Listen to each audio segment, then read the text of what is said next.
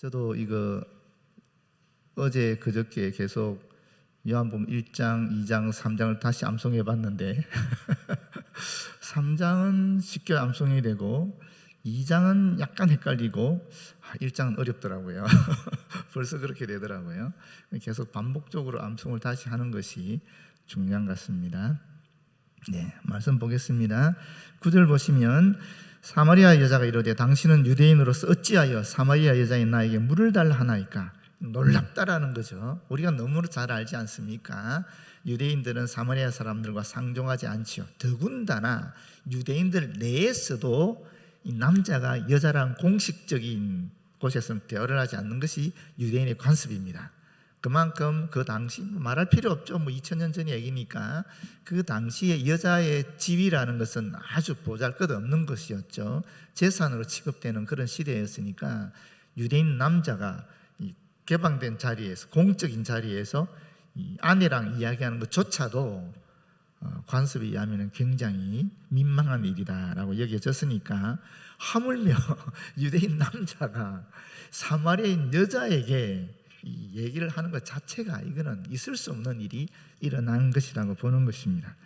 그리고 여기에서 이 상종하지 않는다는 말을 사용한 것이 조금 의미가 있습니다. 이 상종하다라는 말은 관계를 갖는다라는 말이고 거기에서 친하게 지낸다라는 뜻이 나오는 거거든요. 다시 말하면 지금 뭔가 예수님이 이 물통을 함께 사용한다는 뉘앙스가 있는 거잖아요. 당시 유대 관습에 의하면 식사를 같이 한다는 것은 매우 친밀한 관계라는 그런 표시예요. 그런데 지금 이 물통에 물을 같이 나눈다라는 것은 이거는 엄청난, 사실은 그 당시로서는 도저히 있을 수 없는 그런 일인데 지금 그런 것을 요구하고 있는 것처럼 예수님이 보이는 겁니다. 10절에 보시게 되면 예수께서 대답하여 이르시되 내가 만일 하나님의 선물과, 이 하나님의 선물은 생수를 얘기하시는 거겠죠. 또 내게 물 좀 달라 하는 이가 누구인 줄 알았더라면 내가 그에게 구하였을 것이요 그가 생수를 내게 주었으리라.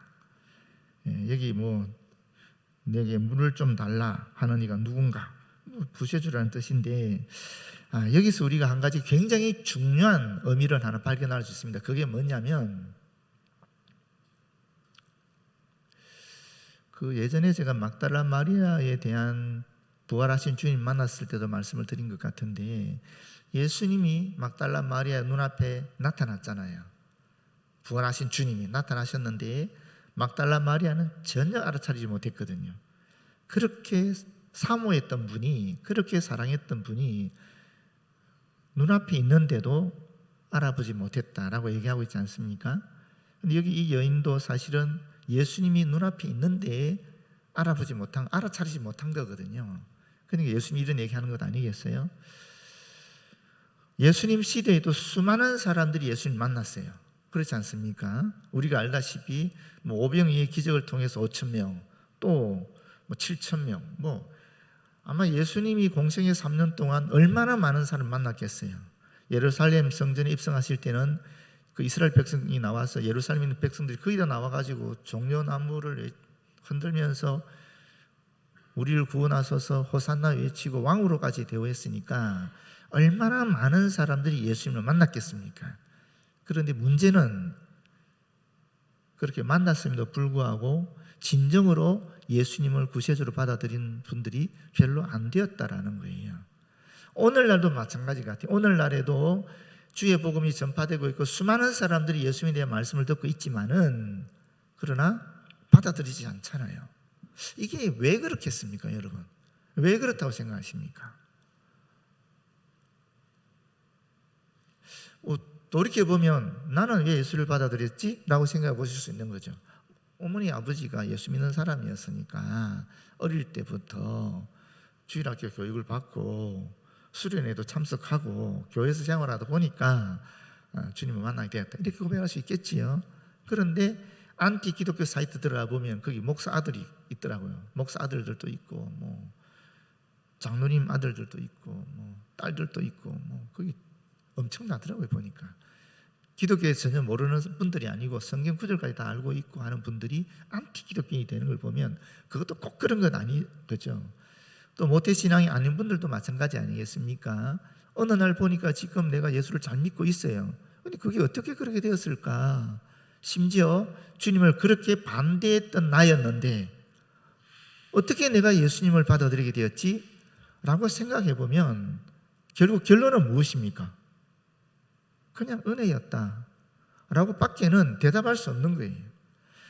똑같이 복음을 전하고 똑같이 그렇게 사랑을 베풀고 똑같이 그렇게 애를 써서 예수 믿게 하려고 해도 안 받아들이려고 하는 사람 죽으라고 안 받아들이거든요. 그런데 또 받아들이는 사람은 어떤 경우에 너무나 쉽게 받아들이는 경우도 있어요. 도대체 이게 뭘까? 하나님의 은혜다 라고 밖에는 그렇게밖에 생각할 수가 없는 것 같아요. 사실 성경도 그렇게 이야기합니다. 성경도 보시게 되면 요한복음 15장 16절에 너희가 나를 택한 것이 아니요 내가 너희를 택하여 세웠다라고 얘기하고 있고요. 에베소 1장 4절 같은 데도 보게 되면 곧 창세 전에 그리스도 안에서 우리를 택하사 우리를 사랑 안에서 그 앞에 거룩하고 흠이 없게 하시려고 그 깊으신 뜻대로 우리를 예정하사 예수 그리스도로 말미암아 자기의 아들들이 되게 하셨으니 하나님의 자녀가 되겠다는 거거든요. 창세 전부터 예정했다라는 거예요. 하나님 우리를 선택하셨다라는 거예요. 우리가 선택한 것이 아니라 하나님이 우리를 선택하시고 예정하셨기 때문에 우리가 이 복음을 받아들이게 되었다라는 이야기죠. 그러니까 은혜다라고 얘기하는 겁니다. 도대체 예수님이 지금 나타났음에도 불구하고 못 알아차린 이 안타까운 사마리아 여자, 물론 뒤에는 알아차렸지만은 그러나 이 여자의 모습이 결코 남의 모습이 아닌 거죠. 바로 우리의 모습이고 바로 지금 현재 우리가 복음을 전하고 있는 수많은 사람들의 모습이라고 볼 수 있는 겁니다. 그렇기 때문에 그저 주님 앞에 감사할 수밖에 없는 겁니다. 그렇지 않습니까?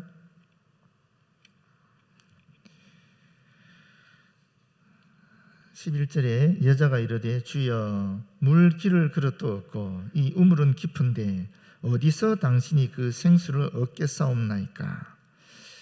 그 지역에 어떤 우물에는 염소 가죽으로 만든 두레박이 비치된 곳이 곳도 있었고 또 지금 이 본문을 보게 되면 여기는 그게 없었던 것 같아요. 그러면 물을 떠러 오는 사람들이 두레박을 갖고 다녀야 된다는 소리거든요. 그런데 예수님은 지금 여자가 딱 보니까 두레박이 없잖아요. 그리고 당시 그 우물의 깊이가 25m 정도 되었다라고 지금 알려져 있는데, 그러니까 예수님은 물기를 그릇도 없고 이 우물이 깊기 때문에 유대인 남자가 밑으로 들어가서 가져올 수도 없는 상황이니까 이 여인의 질문이 어디서? 라고 묻는 겁니다. 어디서?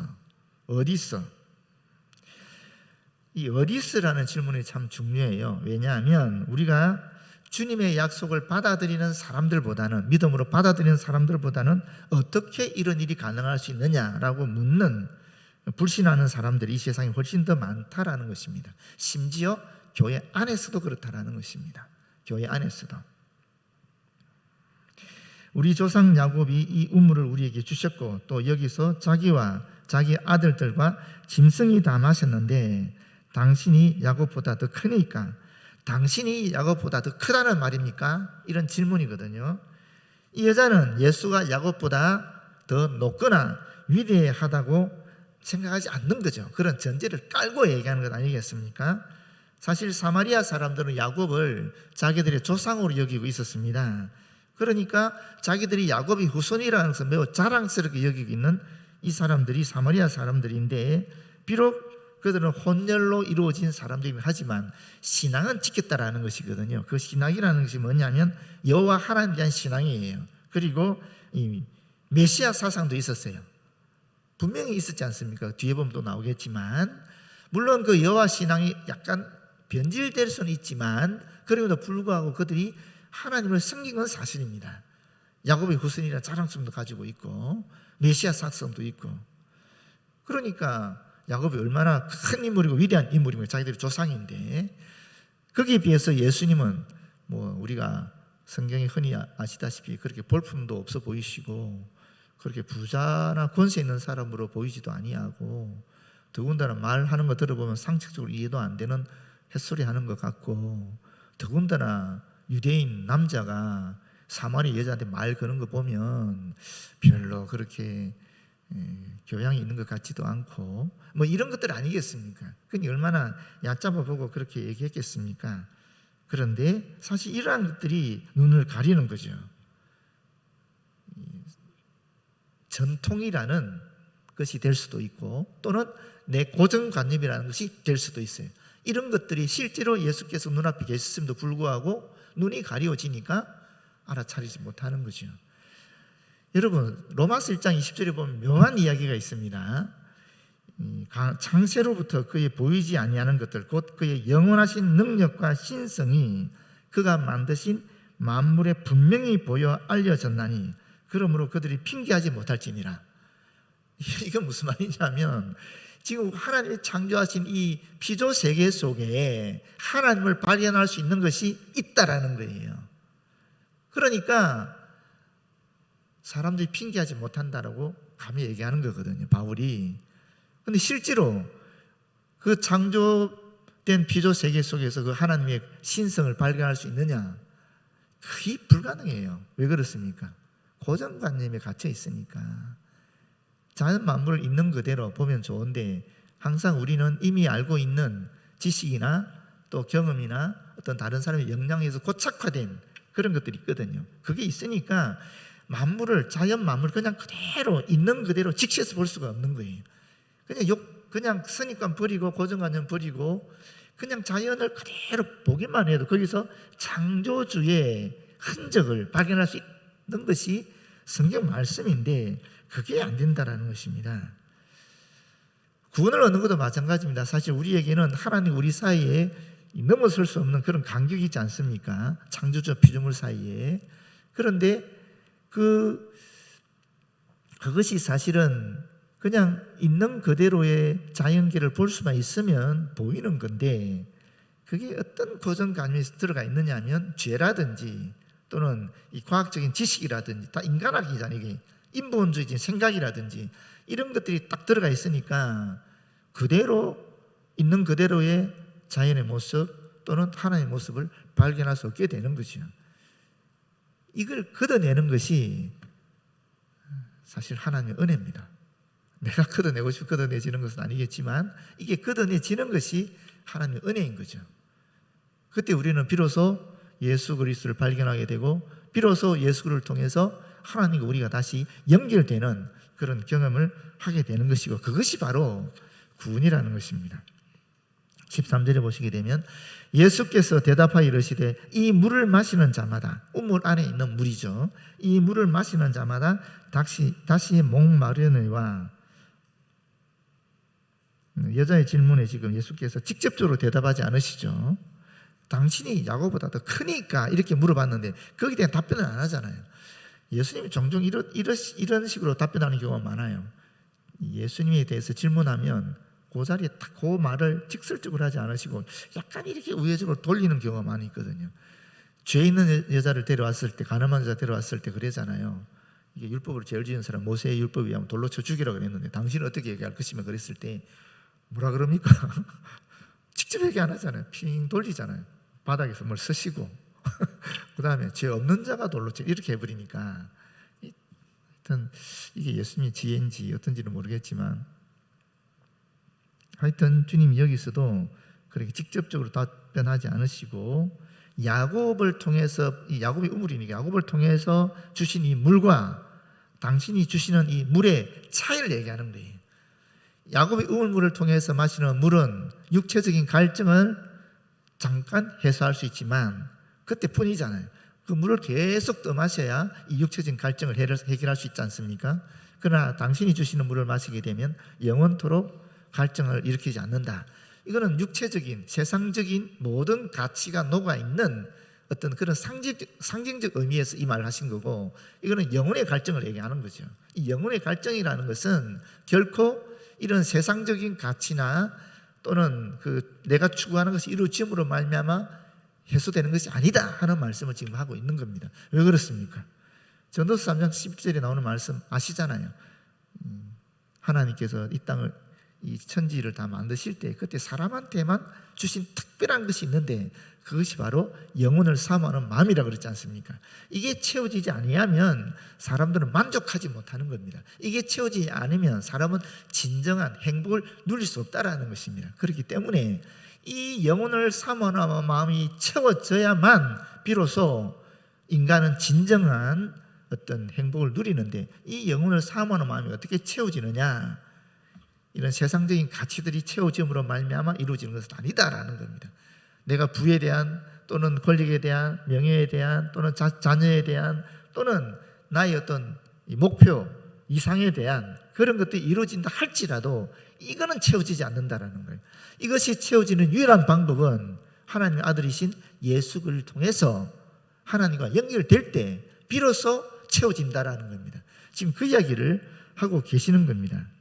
그래서 14절에 보게 되면 내가 주는 물을 마시는 자는 영원히 목마르지 아니하리니 그러나 내가 주는 물을 마시는 자는 단 한 사람의 예외도 없이 영원히 목마르지 아니하는 신비로운 경험을 한다라는 뜻입니다. 내가 주는 물은 그 속에서 영생하도록 솟아나는 샘물이 되리라.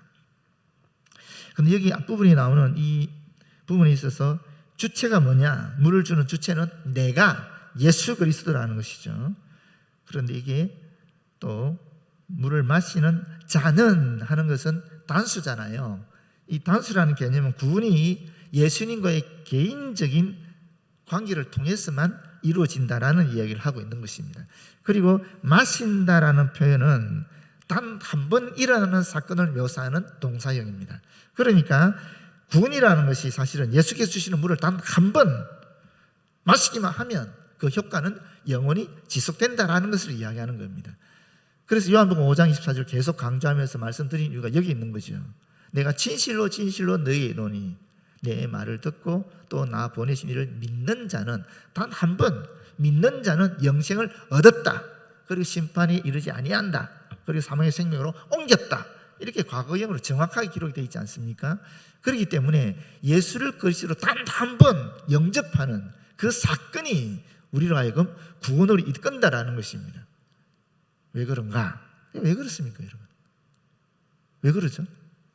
왜 그것이 우리를 구원으로 이끈다라고 할 수 있겠습니까? 단 한 번에 마시는 물, 예수가 주시는 물을 마심으로 말미암아, 단 한 번 예수를 그리스도로 영접하로 말미암아 우리가 영원한 생명을 얻는다 또는 구원을 얻는다. 그 이유가 도대체 어디 있느냐? 조금 뒤에 설명하도록 하겠습니다. 여기 보시게 되면 결국 우물 안에 있는 물과 예수께서 주신 물에 대한 이야기를 하고 있는데, 잠시 동안 마시는 물이 주는 그런 세속적인 모든 가치가 주는 것과 인간의 가장 근본적인 문제인 영적 갈증을 해결해 주는 이 물이 다르다 하는 것을 분명히 얘기하는 것이죠.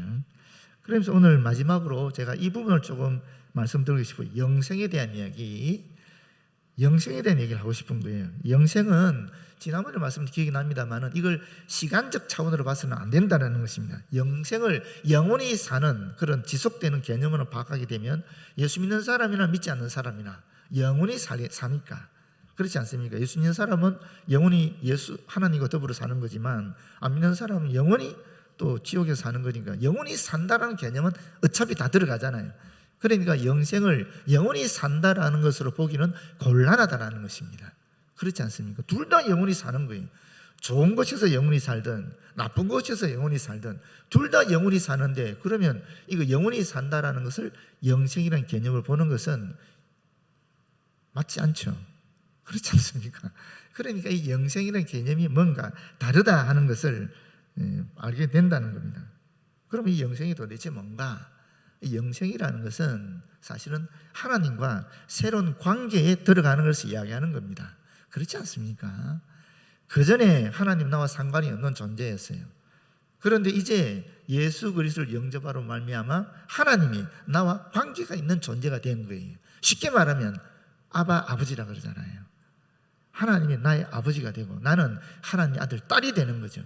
이게 영생이라는 거예요. 또 복습하자면, 다시 말씀드리면 이 마태복음 1장 21절과 23절에 나오는 말씀을 또 말씀드리자면은 이름을 주겠다. 예언된 그 이름은 임마누엘이에요. 그리고 이름을 주겠다. 이 예수라 그랬어요. 임마누엘은 하나님 우리와 함께 하신다는 거. 예수는 구원이라는 뜻이에요. 그럼 구원이 뭐냐? 예수님 우리와 함께 하신다는 것 아니겠습니까? 하나님과 우리가 새로운 관계에 접어들었다는 소리는 결국 내가 하나님 아들 딸이 됨으로 하나님이 나와 영원히 함께 하신다는 그런 개념을 가지게 되지 않겠습니까? 그게 영생이라는 거예요. 하나님과 함께하는 것이 영생이라는 것입니다. 새로운 관계로 접어드는 것이니까. 두 번째는 뭐겠어요? 그것은 현재 지금 하나님과 내가 관계를 맺음으로 말미암아 내가 지금 구원 얻은 삶, 영생의 삶을 살아가고 있다라는 겁니다. 하나님 나와 함께 하시니까 지금 이 땅에서 내가 이 삶에서 하나님 나와 함께 하시니까 내가 영생을 지금 누리고 살아가는 거죠. 세 번째 있지 않겠습니까? 죽어서 천국에서 하나님과 함께 하는 거죠. 그게 영생의 개념이고 그게 구원이라는 것입니다. 그래서 영생이라는 것은 하나님과 교제의 단절을 의미하는 죽음과 반대 개념이 된다는 것입니다. 요한복음 17장 3절에 보게 되면 영생은 곧 유일하신 참 하나님과 그가 보내신 자 예수 그리스도를 아는 것입니다. 안다라는 개념 자체가 얘기했잖아요. 인격적인 그런 교류가 일어난다 그랬잖아요. 인격적으로, 전인적으로, 경험적으로 그렇게 아는 것이니까 그게 바로 하나님과 함께하는 삶이 되는 겁니다. 그게 영생이라는 겁니다. 또 요한 1서 1장 1절에서 3절에 보게 되면 태초부터 있는 생명의 말씀에 관하여는 우리가 들은 바요 눈으로 본 바요 자세히 보고 우리의 손으로 만진 바라 이 생명이 나타내신 바 된지라 이 영원한 생명을 우리가 보았고 증언하여 너에게 전하노니. 그 뒤가 중요합니다. 사도 예수님의 제자들이 사도들이 왜 이렇게 죽음을 무릅쓰고 생명을 바쳐서 복음을 전하고 있느냐? 이는 아버지와 함께 계시다가 우리에게 나타내신 바 된 이심이라. 예수 그리스도 때문에 그렇다라는 거거든요. 우리가 보고 들은 바를 너희에게 전하면 너희로 우리와 사귐이 있게 하려 함이라. 사귐이 뭡니까? 사귐이 함께하는 거잖아요. 사도들은 예수를 통해서 하나님과 사귐이 있다라는 거예요. 또 예수를 통해서 그 사도들 제자 공동체 내에서 그리스도 공동체에서 사귐이 있다라는 거예요. 함께한다라는 겁니다. 너희도 우리의 사귐에 동참하게 되기를 원한다라는 거예요. 언제? 지금. 우리의 사귐은 아버지와 그의 아들 예수 그리스도와 더불어 누림이라. 멋진 말 아닙니까? 이 사귐이 뭐냐? 예수 그리스도와 함께 누린다라는 거예요. 예수 그리스도와 함께 있을 때 예수 그리스도부터 진정한 기쁨이, 진정한 감사가, 진정한 만족이, 진정한 행복이 터져나오게 있다는 겁니다. 어떤 상황이 있다 할지라도. 이게 구원이고 이게 영생이라는 겁니다. 지금 누리는 거예요. 또 요한 1서 2장 17절에 보게 되면 이 세상도 그 정력도 지나가되 오직 하나님의 뜻을 행하는 자는 영원히 거하느니라. 영원히 죽음 이후에도 계속 하나님과 함께하는 영생의 삶, 구원의 삶을 살아간다 하는 이야기를 하고 있는 것입니다. 그래서 여기서 분명하게 보시게 되면 이 영생이라는 개념은 하나님과 새롭게 관계를 맺는 것입니다. 하나님과 함께하는 거라는 겁니다. 지금 이 땅에서 그리고 죽어서까지도. 여기 또 질문이 하나 생겨져. 그러면 죽음 이후에는 어떻게 될까? 여러분 죽음 이후 어떻게 될 것 같습니까? 사실 여러 가지 생각들이 있죠. 여기에 대해서 신학자들의 해석도 많고 다양한데 그냥 성경에 나오는 것을 단순하게 얘기하면, 정말 지극히 단순하게 말씀드리면 이렇습니다. 성경은 분명하게 그리스도인들의 영혼이 죽은 후에는 어디로 간다 그래요? 천국 간다 그러죠. 단순하게 예수 믿는 사람들의 영혼은 죽어서 천국 간다는 거예요. 두 번째, 예수 안 믿는 사람도 어떻게 됩니까? 단순하게 영원한 형벌을 받는다, 지옥 간다. 이건 또렷한 거죠, 그죠? 이건 정확한 겁니다. 그런데 그 사이가 어떻게 되느냐는 왠지 문제는 그 사이. 지금 죽은 사람들 어디가 있을까? 거기에 대해서는 좀 다양한 해석이 있는 겁니다. 명확하게 성경에 말씀하고 있지 않은 것처럼 보이니까 어떤 분들은 잠을 잔다라고 얘기하는 분도 있고, 또 어떤 분들은 즉시 심판을 받고 천국과 지옥으로 가버린다라는 분도 있고, 어떤 분들은 임시 처소에 간다라는 분도 있습니다. 여러분은 뭐가 옳은 것 같아요?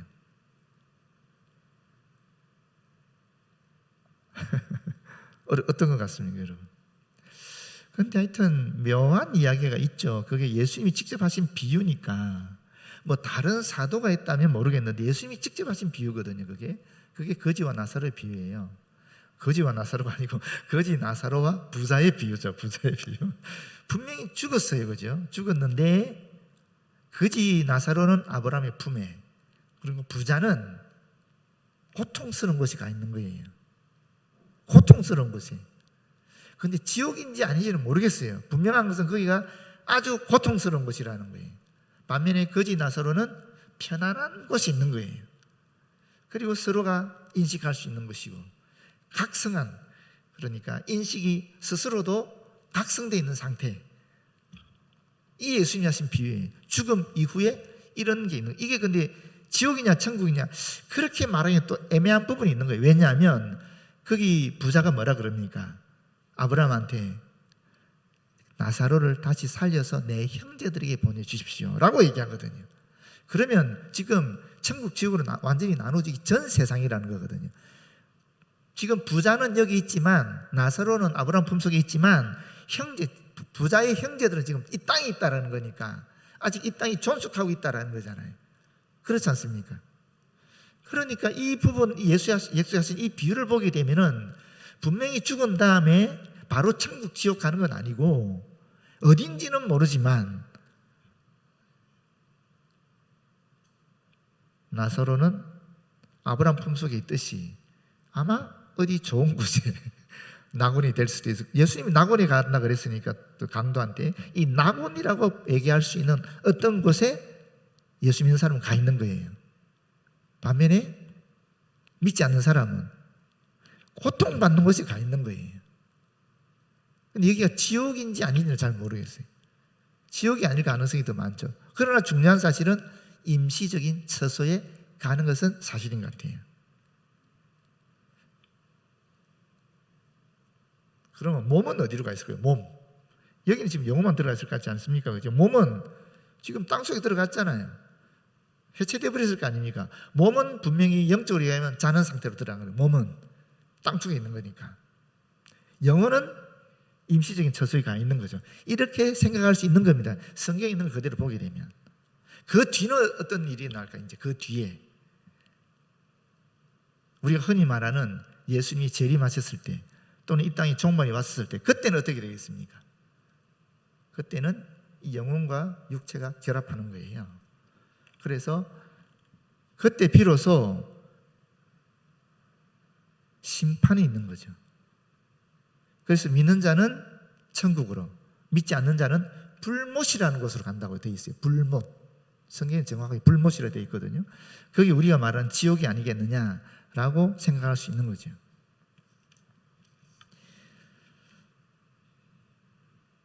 제가 이렇게 얘기하면 여러분들이 뭔 소린지.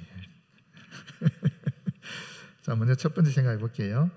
믿는 자들에게는 죽음이란 몸을 떠나 주와 함께 거하는 것입니다. 고린도서 5장 8절에 보면 차라리 몸을 떠나 주와 함께 있는 그것이라. 여기 보면 지금 몸을 떠나서 주님과 함께 있다라고 바울이 얘기하고 있는 거예요. 바울은 지금 사실은 죽으나 사나 오로지 주를 위해 살겠다 이 결정되어 있는 거잖아요. 근데 차라리 바울의 마음은 몸을 떠나서 내 영혼이 주님과 함께하는 것이 훨씬 좋지만 그럼에도 불구하고 내 민족을 위해서 주님의 사명을 위해서 내가 육체를 지금 현재 있고 이 땅에서 선교의 사명을 다하고 있다라는 얘기거든요. 그런데 바울이 지금 분명히 얘기하는 것은 몸을 떠나 주님과 함께 있다. 몸은 여기 있고 그렇죠? 영혼은 주님 품에 가는 거잖아요. 앞에서 말한 임시적인 처소를 얘기하는 거죠. 근데 몸은 같이 안 가는 거예요. 이 육체의 몸은 땅에 있는 겁니다. 묻혀서 해체되는 그런 상태로 가는 거예요. 분명히 분리되어 있는 상태예요. 맞죠? 그런데 또 고린도전서 15장 50절에서 54절과 데살로니가전서 4장 13절과 17절까지 보게 되면 여기는 그러므로 우리가 항상 담대하여 몸으로 있을 때에는 주와 따로 있는 줄을 아노니 이는 우리가 믿음으로 행하고 보는 것을 행하지 아니함이로다. 우리가 담대하여 원하는 바는 차라리 몸을 떠나 주와 함께 있는 그것이다. 형제들아 내가 이건 고린도서 15장 50절 54절입니다. 형제들아 내가 이것을 말하노니 혈과 육은 하나님 나라를 이어받을 수 없고 또한 썩는 것은 썩지 아니한 것을 유업으로 받지 못하느니라. 보라 내가 너희에게 비밀을 말하노니 우리가 다 잠잘 것이 아니요 마지막 나팔의 순식간에 호련히 다 변화되리니 나팔 소리가 나매 죽은 자들이 썩지 아니할 것으로 다시 살아나고 우리는 변화되리라. 이 썩을 것이 반드시 썩지 아니할 것을 입겠고 이 죽은 것이 죽지 아니할 것을 입으리로다. 무슨 얘기예요?